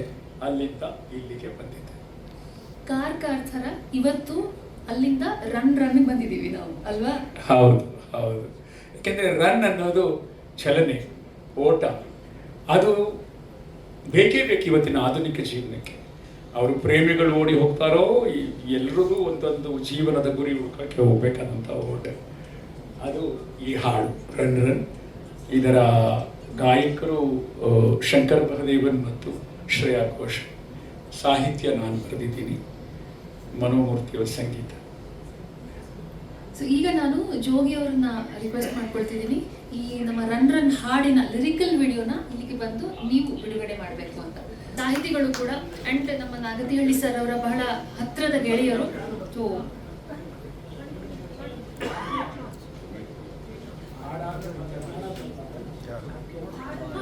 ಫಸ್ಟ್ ಹಾಡನ್ನ ಬರೋ ಮುಂಚೆ 2 ಹಿಸ್ಟಾರಿಕಲ್ ನಾವೆಲ್ಸ್ ಬಿಡುಗಡೆ ಮಾಡಿ ಬಂದೆ. ಇಲ್ಲಿ ಒಂದು ಹಿಸ್ಟ್ರಿ ನೋಡಿದೆ, ಮತ್ತೆ 3ನೇ ಹಿಸ್ಟ್ರಿ ಇದು, ಅಮೇರಿಕಾ ಟು.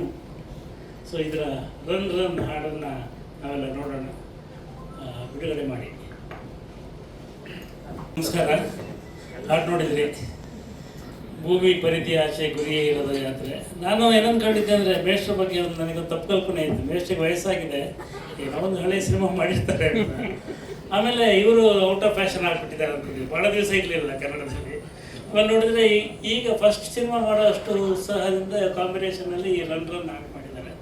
ನಿಜವಾಗ್ಲೂ ಆ ಕಾರ್ ಹಾಡಿನ ನಂತರ ಈ ರನ್ ಹಾಡಿದೆಯಲ್ಲ, ಇವತ್ತಿನ ಏನು ಬಹಳ ಬಳಕೆ ಆಗುವಂಥ ಪದ ಇದೆ, ಜೆನ್ಜಿ ಅಂತ. ಸೊ ಅವರ ಒಂದು ಜೀವನದ ಎಲ್ಲ ಮೀನಿಂಗನ್ನು ಹೇಳೋ ಥರ ಈ ಹಾಡಿದೆ. ಮೇಷ್ಟ್ರು ನನಗೆ ಭಾಳ ಅಂದರೆ, ಇವತ್ತು ಅವರಿಗೆ ಬೈಯುವಂಥ ಒಬ್ಬ ಸ್ಟೂಡೆಂಟ್ ಇದ್ದಾರೆ, ನಾನು ಮಾತ್ರ ಫೋನ್ ಮಾಡಿ ಬೈಗಳು ಶುರು ಮಾಡ್ತಾರೆ. ಸಿಗ್ತಾ ಇಲ್ಲ ಅಂತ ಬೈತಾರೆ, ಸಿನಿಮಾ ನೋಡಿಲ್ಲ ಅಂತ ಬೈತಾರೆ, ಸೊ ಹೇಳಿ ಸಮಯಕ್ಕೆ ಬಂದಿಲ್ಲ ಅಂತ ಬೈತಾರೆ. ನಾನು ಸುಮಾರು ಒಂದು 20 ಪುಸ್ತಕಗಳನ್ನು ಮೇಷ್ಟ್ರು ಬಿಡುಗಡೆ ಮಾಡಿದ್ದಾರೆ. ಹೀಗಾಗಿ ನನಗೆ ಮೇಷ್ಟ್ರ ಬಗ್ಗೆ ಒಂದು ದೊಡ್ಡ ಪ್ರೀತಿ ಏನಂದರೆ, ಅವರಿಗೆ ಎಲ್ಲರೂ ವಿದ್ಯಾರ್ಥಿಗಳ ಥರ ಕಾಣ್ತಾರೆ. ಆಮೇಲೆ ವಿದ್ಯಾರ್ಥಿಗಳು ಪಾಸ್ ಆಗಬೇಕು ಅಂತೇಳಿ ಅವರು ಅಲ್ಲೇ ಇರ್ತಾರೆ, ಅಂದರೆ ವಿದ್ಯಾರ್ಥಿಗಳನ್ನ ಪಾಸ್ ಮಾಡ್ತಾ ಇರ್ತಾರೆ. ಅವರ ಈಗಲೂ ಕೂಡ ಅವರ ಸ್ಕೂಲಿಂದ ಬರ್ತಾರಂಥ ಸ್ಟೂಡೆಂಟ್ಗಳು ಅಲ್ಲಲ್ಲಿ ಸಿಗ್ತಾ ಇರ್ತಾರೆ, ನಾವು ನಾಗತಿಹಳ್ಳಿ ಮೇಷ್ಟ್ರ ಸ್ಕೂಲಿಂದ ಬಂದಿದ್ದು ಅಂತ. ಈ ಕಾದಂಬರಿ ಇದೆಯಲ್ಲ, ಈ ಸಿನಿಮಾವನ್ನು ಆಧರಿಸಿದ ಕಾದಂಬರಿ, ಸಹನಾದು, ಅದನ್ನು ನಾನು ಬಿಡುಗಡೆ ಮಾಡಿದ್ದೆ. ಆನಂತರ ಬಿಡುಗಡೆ ಮಾಡಿದ ನಂತರ ಮೇಷ್ಟ್ರಿಗೆ ಹೇಳಿದ್ದು ಒಂದು ಒಳ್ಳೆ ಕಾದಂಬರಿ ಇದೆ ಅಂತ. ಬಟ್ ಅವರು ಅದಕ್ಕಿಂತ ಮುಂಚೆನೇ ಅದನ್ನು ಆರಿಸ್ಕೊಂಡಿದ್ರು. ಇದರ ಚಿತ್ರಕಥೆಯ ದಿನಗಳಲ್ಲಿ ನನ್ನ ಜೊತೆ ಚರ್ಚೆ ಮಾಡಿದರು. ಆಮೇಲೆ ನಾನು ಮತ್ತು ಮೇಷ್ಟ್ರು ಒಂದು 2-3 ಸಿನಿಮಾಕ್ಕೆ ಕೆಲಸ ಮಾಡಿದ್ವಿ. ಉದಾಹರಣೆಗೆ ಒಲವೇ ಜೀವನ ಲೆಕ್ಕಾಚಾರ ಅಂತ ಹೇಳಿದ್ರು, ಸ್ವಲ್ಪ ಓಡದೇ ಇರೋ ಸಿನಿಮಾ ಇದೆಯಲ್ಲ, ಆ ಟೈಟ್ಲ್ ನಾನೇ ಕೊಟ್ಟಿದ್ದು. ಸೊ ಅದಾದ್ಮೇಲೆ ನನಗೆ ಅವ್ರು ಟೈಟ್ಲ್ ಕೊಡಿ ಅಂತ ಕೇಳಲಿಲ್ಲ. ಸೊ ಇನ್ನೊಂದು ಯಾವುದೋ ಸಿನಿಮಾಕ್ಕೆ ಒಂದಷ್ಟು ಸ್ಕ್ರಿಪ್ಟ್ ವರ್ಕ್ ಮಾಡಿದ್ದೆ.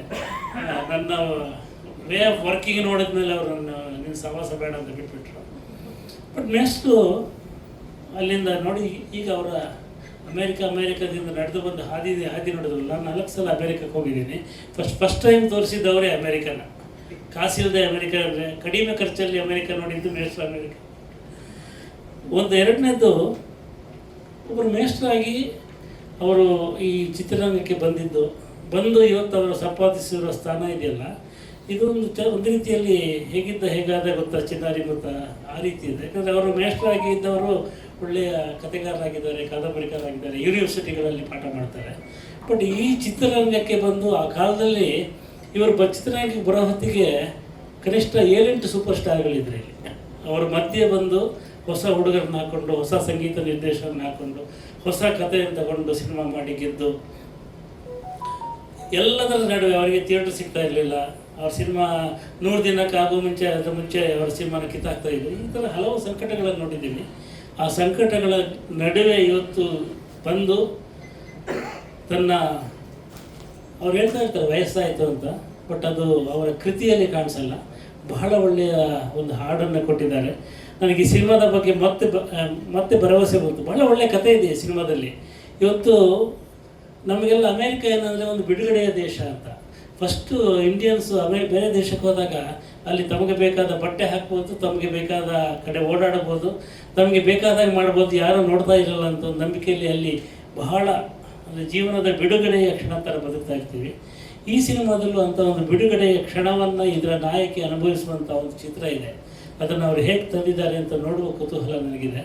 ಬಟ್ ಮೇಷ್ಟ್ರು ನಿಮಗೆ ಅವರ ಸಂಭಾಷಣೆಯನ್ನು ಗಮನಿಸ್ಕೊಂಡು ಬಂದರೆ ಗೊತ್ತಿರುತ್ತೆ. ಕನ್ನಡ ಚಿತ್ರರಂಗದಲ್ಲಿ ಚಿ ಉದಯಶಂಕರ್, ಹುಣಸೂರು ಕೃಷ್ಣಮೂರ್ತಿ ಪೌರಾಣಿಕ ಕಾದಂಬರಿಗಳಿಗೆ, ಚಿ ಉದಯಶಂಕರು ಮಯೂರದಂಥ ಸಿನಿಮಾಗಳು ಮತ್ತು ಅನೇಕ ಐತಿಹಾಸಿಕ ಕಾದಂಬರಿ ಮತ್ತು ಸಾಮಾಜಿಕ ಕಾದಂಬರಿಗಳಿಗೆ ಏನು ಸಂಭಾಷಣೆ ಬರೀತಿದ್ರಲ್ಲ, ಅದಾದ ನಂತರ ಪ್ರೇಮಲೋಕ ಇತ್ಯಾದಿ ಚಿತ್ರಗಳಿಗೆ ಹಂಸಲೇಖ ಸಂಭಾಷಣೆ ಬರೆದಾಗ ಅದೊಂದು ಬೇರೆ ಥರದ ಇದು ಬಂತು. ಆ ನಂತರ ಒಂದು ರೀತಿಯ, ನಾನು ದಕ್ಷಿಣ ಕನ್ನಡದವನಾದ್ದರಿಂದ ಒಂದು ಗ್ರಾಂಥಿಕ ಕನ್ನಡವನ್ನು ಚಿತ್ರದ ಒಳಗೆ ತಂದುಬಿಟ್ಟು ಅದನ್ನು ಗೆಲ್ಲಿಸಿದ್ದ ಮೇಷ್ಟ್ರು. ಆಮೇಲೆ ಒಂದು ಹಾಡಿನಲ್ಲಿ ಒಂದು ಗ್ರಾಂಥಿಕತೆಯನ್ನು, ನಿಜವಾದ ಕನ್ನಡದ ಸೊಗಡನ್ನು ಹಾಡಲ್ಲಿ ತಂದು, ಅಮೇರಿಕ ಚಿತ್ರದಲ್ಲಿ ಇಂಗ್ಲೀಷ್ ಪದಗಳಿವೆ, ಆದರೆ ಅವರ ಹಲವು ಹಾಡುಗಳಲ್ಲಿ ಆ ಹಾಡನ್ನು ಮೀರಿ ಕವಿತೆ ಆಗಿದ್ದನ್ನು ನೋಡಿದ್ದೀವಿ. ಆ ಥರದ ಒಂದು ಶಕ್ತಿ ಉಳ್ಳಂಥ ಮೇಷ್ಟ್ರು ಇವತ್ತು ಈ ಸಿನಿಮಾನ ಕೊಟ್ಟಿದ್ದಾರೆ. ಆಮೇಲೆ ಇಷ್ಟೊತ್ತು ಅವರ ಜರ್ನಿ ಬಗ್ಗೆ ಮಾತಾಡಿದ್ದು ಭಾಳ ಚೆನ್ನಾಗಿತ್ತು. ಒಂದು ಪೋಡ್ಕಾಸ್ಟ್ ನೋಡೋದಂಗಿತ್ತು. ಯಾಕಂದರೆ ಇವತ್ತು ಸಿನಿಮಾ ಪ್ರೆಸ್ ಮೀಟ್ಗಳಲ್ಲಿ ಈ ಥರದ ಚರ್ಚೆ ನಡೆಯಲ್ಲ, ಬಹಳ ಒಳ್ಳೆಯ ಚರ್ಚೆ ನಡೆಯಿತು. ಆಮೇಲೆ ಸ್ನೇಹಿತರು ಮತ್ತು ನೀವಿಬ್ಬರು ಬಹಳ ಚೆನ್ನಾಗಿ ಅದರಲ್ಲಿ ಕಾಣಿಸ್ತಾ ಇದ್ರಿ, ನನಗೆ ಭಾಳ ಸಂತೋಷ ಆಯಿತು. ಆಮೇಲೆ ಮನೋಮೂರ್ತಿ, ನಿಮಗೆ ಹ್ಯಾಟ್ಸ್ ಆಫ್. ಯಾಕಂದರೆ ಈ ಬೀಟ್ಸ್ ಇದೆಯಲ್ಲ, ಇದು ನನ್ನನ್ನೇ ಒಂಥರ ಟ್ಯಾಪ್ ಮಾಡೋ ಥರ ಮಾಡುತ್ತೆ. ಬಹುಶಃ ನನ್ನ ಹಿಂದೆ ಕೂತ್ಕೊಂಡ ಸುಬ್ರಹ್ಮಣ್ಯ ಕೂಡ ಮೀಸೆ ಅಲ್ಲಾಡಿಸ್ತಾ ಇದ್ದ. ಸೊ ಹಾಗಾಗಿ ಎಲ್ಲ ವಯಸ್ಸಿನವರನ್ನು ಮುಟ್ಟುವಂಥ ಹಾಡು ಇದು ಆಗ್ಬೋದು. ಸೊ ಒಳ್ಳೆಯದಾಗಲಿ. ಇಂಥ ಮತ್ತಷ್ಟು ಹಾಡುಗಳನ್ನು ಕೊಡಿ. ನೀವೀಗ ಬೇಕಾಗಿದ್ದೀರಿ ಚಿತ್ರರಂಗಕ್ಕೆ ಅಂತ. ಸೊ ಮೇಷ್ಟ್ರೆ, ಇವರನ್ನು ಬೇರೆಯವ್ರಿಗೂ ಬಿಟ್ಕೊಡಿ ಅಂತ ಹೇಳಿ. ಸರ್ ಬನ್ನಿ, ನೀವು ಬನ್ನಿ. ಅಲ್ಲಿ ಮನೋಮೂರ್ತಿಯವರು ಮೇಷ್ಟ್ರ ಜೊತೆ ಮಾತ್ರ ಕೆಲಸ ಮಾಡ್ತಾರೆ, ಯಾರ ಜೊತೆ ಮಾಡಲ್ವಂತೆ ಅಂತ ಒಂದು ಕೆಟ್ಟ ಗಾಸಿಪ್ ಹೊರಬಿಟ್ಟಿತ್ತು. ಆ ಹೊತ್ತಲ್ಲಿ ಯೋಗರಾಜ್ ಭಟ್ರಿಗೆ ಮನೋಮೂರ್ತಿಯವ್ರನ್ನ ಪರಿಚಯಿಸಿ ಕನೆಕ್ಟ್ ಮಾಡಿಕೊಟ್ಟು ಒಂದು ಮುಂಗಾರು ಮಳೆ ಆಗಲಿಕ್ಕೆ ನಾನು ಕಾರಣನಾದೆ ಅಂತ ಅತ್ಯಂತ ವಿನಯದಿಂದ ಹೇಳಲಿಕ್ಕೆ ಇಷ್ಟಪಡ್ತೇನೆ. ಅದಕ್ಕೊಂದು ಕಾರಣ ಇತ್ತು ಸರ್. ಏನಂದರೆ ಅವ್ರಿಗೆ ಇಂಗ್ಲೀಷ್ ಬಿಟ್ಟು ಬೇರೆ ಬರ್ತಿರಲಿಲ್ಲ. ಇಲ್ಲಿ ನಿರ್ದೇಶಕರಿಗೆ ಇಂಗ್ಲೀಷ್ ಬರ್ತಾ ಇರಲಿಲ್ಲ. ಅವರಿಗೆ ಸಿಚುವೇಶನ್ ಹೇಳೋದಕ್ಕೆ ಅವ್ರಿಗೆ ಸಿಚುವೇಶನ್ ಹೇಳ್ಬೇಕಾದ್ರೆ ಇಂಗ್ಲೀಷ್ ಬರ್ಬೇಕಲ್ಲ. ಇಲ್ಲೇ ಹಲವು ನಿರ್ದೇಶಕರಿಗೆ ಇಂಗ್ಲೀಷ್ ಬರ್ತಾ ಇರಲಿಲ್ಲ. ಅವ್ರಿಗೆ ಸಂಗೀತ ಇದೆಲ್ಲ ಕನ್ನಡ ಇಂಗ್ಲೀಷು ಅದೆಲ್ಲ ಬಿಟ್ಟಿಗೇನೋ ಒಂದು ಒಂದು ಒಂದು ಪಲ್ಸ್ ಅದು ಅದು ಹೇಳಕ್ಕೆ ಬರಲ್ಲ. ಅದು ಭಾವ. ಅದು ಹೇಳಿದರೆ ಅನಂತರ ಮನೋಮೂರ್ತಿಯವರು ಎಷ್ಟು ಬ್ಯುಸಿ ಆದ್ರು ಅಂದರೆ ಅವರು ಮುಂಗಾರು ಮಳೆ, ವಿಲನ ಅವೆಲ್ಲ ಮಾಡಿದ ನನ್ನ ಕೈಗೆ ಸಿಕ್ತಿರಲಿಲ್ಲ. ಹಾಗೆ ಸಾಕಷ್ಟು ಇನ್ನೊಂದು ಸೆಕೆಂಡ್ ಇನ್ನಿಂಗ್ಸ್ ಕೂಡ ಅವ್ರದ್ದು ಬಹಳ ದೊಡ್ಡ ಪ್ರಮಾಣದಲ್ಲಿ ಆಯಿತು. ಹಾಗಾಗಿ ನಿಜವಾಗಿ ಇವತ್ತಿನೊಂದು ಮುಖ್ಯಮಂತ್ರಿಗಳ ಜೊತೆಗೆ ಒಂದು ಕಾರ್ಯಕ್ರಮ ಮುಗಿಸಿ ಓಡೋಡಿ ಬಂದಿದ್ದಾರೆ ನನಗೋಸ್ಕರ. ಮಾಜಿ ಮುಖ್ಯಮಂತ್ರಿಗಳಷ್ಟೇ ಪವರ್ಫುಲ್ ಅಂತ ಕೇಳಿದ್ದೀನಿ. ಅಲ್ಲಿ ಹೋಗಿದ್ದರು, ಅಲ್ಲಿ ಬೇಗ ಬಾರಪ್ಪ ಅಂತ ಹೇಳಿದೆ, ಬಂದು ಮಾಡಿಕೊಟ್ಟಿದ್ದಾರೆ. ಈ ಹಾಡಿನ ಬಗ್ಗೆ ಒಳ್ಳೆ ಮಾತಾಡಿದ್ದಾರೆ. ಮತ್ತು ನಮ್ಮ ಕಾದಂಬರಿ ವಿಚಾರ ಬಂದಾಗ, ಕಥೆ ಬಂದರೆ, ಚಿತ್ರಕಥೆ ಬಂದರೆ, ನಮ್ಮ ಹಳ್ಳಿ ಕಾರ್ಯಕ್ರಮ ಅದಕ್ಕೆಲ್ಲ ಜೋಗಿ ಬಂದು ನಮ್ಮ ನಾಗತಿಹಳ್ಳಿಗೂ ಬಂದಿದ್ದಾರೆ. ಸೊ ಹಾಗಾಗಿ ಅವ್ರಿಗೆ ಬಹಳ ಬಹಳ ಕೃತಜ್ಞನಾಗಿದ್ದೇನೆ ನಾನು. ಮತ್ತು ಇನ್ನೊಂದು ಮುಖ್ಯವಾದ ವಿಚಾರ, ನಾನು ಆರಂಭದಲ್ಲಿ ಮಾಧ್ಯಮದ ಗೆಳೆಯರಿಗೆ ನನ್ನ ತಂತ್ರಜ್ಞರೆಲ್ಲ ಬಂದಿದ್ದಾರೆ, ಇಲ್ಲಿ ಕಲಾವಿದರು ಬಂದಿದ್ದಾರೆ, ಸಾನು ಮತ್ತು ಪೃಥ್ವಿ. ಇವರು ಕುಮಟಾದಲ್ಲಿದ್ದಾನೆ ನಮ್ಮ ಇನ್ನೊಬ್ಬ ಗೆಳೆಯ ನಿರೂಪ್. ಅವನು ಎಲ್ಲರಿಗೂ ಶುಭಾಶಯ ತಲುಪಿಸಿದ್ದಾನೆ. ಬರಲಿಕ್ಕೆ ಸಾಧ್ಯ ಆಗ್ತಿಲ್ಲ, ಖಂಡಿತ ಆದಷ್ಟು ಬೇಗ ಮತ್ತೊಂದು ಗೋಷ್ಠಿಯಲ್ಲಿ ಭೇಟಿ ಮಾಡ್ತೀನಿ ಅಂತ ಹೇಳಿದ್ದಾನೆ. ಇನ್ನು ನಮ್ಮ ಶ್ರೀ ಸಂಕಲನಕಾರ ಇಲ್ಲಿ ಬಂದಿದ್ದಾರೆ. ಇನ್ನು ಅನೇಕ ನಮ್ಮ ಗೆಳೆಯರಿದ್ದೀರಿ. ಎಲ್ಲರಿಗೂ ಮಾಧ್ಯಮ ಗೋಷ್ಠಿ ಎಲ್ಲರಿಗೂ ನಾನು ಮತ್ತೊಮ್ಮೆ ನನ್ನ ವಂದನೆಗಳನ್ನು ಹೇಳಲಿಕ್ಕೆ ಇಷ್ಟಪಡ್ತೇನೆ. ಒಂದು ನಿಮಿಷ. ಕನ್ನಡಿಗರಿರೋ ಕಡೆ ವಿಶ್ವದ ಎಲ್ಲ ಕಡೆ ಬಿಡುಗಡೆ ಆಗ್ತಾ ಇದೆ. ಅಮೆರಿಕದಲ್ಲಿ ಮನೋ ಗರೂರ್ ಅಂತಕ್ಕಂಥ ಗೆಳೆಯ ಯಾರು ಈ ಚಿತ್ರೀಕರಣಕ್ಕೆ ಸಹಾಯ ಮಾಡಿದ್ರು, ಅವರು ಇಡೀ ಅಮೆರಿಕದಲ್ಲಿ ಚಿತ್ರೀಕರಣ ಬಿಡುಗಡೆ ಮಾಡ್ತಾ ಇದ್ದಾರೆ. ಕೆನಡಾದಲ್ಲಿ ಕಿರಣ್ ಬಾರ್ತೂರ್, ಈ ಹೈಡ್ ಪಾರ್ಕ್ನ ಜೊತೆಗೆ ಸಂಬಂಧ ಇರತಕ್ಕಂಥ ಗೆಳೆಯ, ಅವರು ಅದನ್ನು ಇಲ್ಲಿ ಕೆನಡಾದ ಎಲ್ಲ ಮುಖ್ಯವಾದ ನಗರಗಳಲ್ಲಿ ಬಿಡುಗಡೆ ಮಾಡ್ತಿದ್ದಾರೆ. ಮತ್ತು ಭರತ್ ಅನ್ನುವಂಥವರು ಯುರೋಪ್ನ ಎಲ್ಲ ಭಾಗಗಳಲ್ಲಿ ಚಿತ್ರೀಕರಣ ಬಿಡುಗಡೆ ಮಾಡ್ತಾ ಇದ್ದಾರೆ ಸಿನಿಮಾನ. ಹಾಗೆ ಜೆರೋನ್ ಅಂತಕ್ಕಂಥವರು ಆಸ್ಟ್ರೇಲಿಯಾದಲ್ಲಿ ಚಿತ್ರವನ್ನು ಬಿಡುಗಡೆ ಮಾಡ್ತಾ ಇದ್ದಾರೆ. ವಿಶಾಲ ಕರ್ನಾಟಕಕ್ಕೆ ನಮ್ಮ ಹೆಮ್ಮೆಯ ಹಂಚಿಕೆದಾರರು KVN ಅವರು ಕರ್ನಾಟಕಕ್ಕೆ ಬಿಡುಗಡೆ ಮಾಡ್ತಾ ಇದ್ದಾರೆ. ಸೊ ಸೆಪ್ಟೆಂಬರ್ 11 ಈಗಲೇ ನಿಮ್ಮ ಕ್ಯಾಲೆಂಡರ್ಗಳನ್ನ ನೋಟ್ ಮಾಡ್ಕೊಳ್ಳಿ. ಸೆಪ್ಟೆಂಬರ್ 11 ಅಮೆರಿಕ 2 ಚಿತ್ರ ನಮ್ಮೆಲ್ಲರ ಮುಂದೆ ಬರಲಿದೆ. ಸೊ ಈ ಒಂದು ಶಾರ್ಟ್ ಗ್ಯಾಪ್ ಅಲ್ಲಿ ಪೃಥ್ವಿ ನಮ್ಮ ಜೊತೆಗಿದ್ದಾರೆ ಅಂಡ್ ಶಾನ್ವಿ. ಅಲ್ಲ, ಒಂದು ನಿಮಿಷ, ಶೋಭಾ ಮೇಡಮ್ ಬರಬೇಕು, ಯಾಕಂದ್ರೆ ಇವತ್ತು ಭೀಮನ ಅಮಾವಾಸ್ಯೆ.